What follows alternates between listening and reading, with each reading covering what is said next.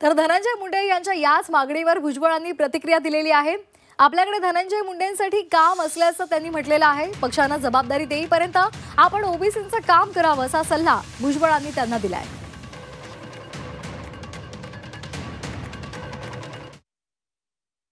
परंतु तर त्यांनी तसं म्हटलंच असेल तर ते पक्ष जो आहे तो विचार करेल आणि तोपर्यंत आपलं मी मात्र एवढं सांगेन की एक काम जरूर आहे आपल्याकडे, बाकीचं ते काही अजितदादा बघतील, पण स्वर्गीय गोपीनाथराव मुंडे यांनी आपल्यासाठी जे काम सोडून गेलेले आहे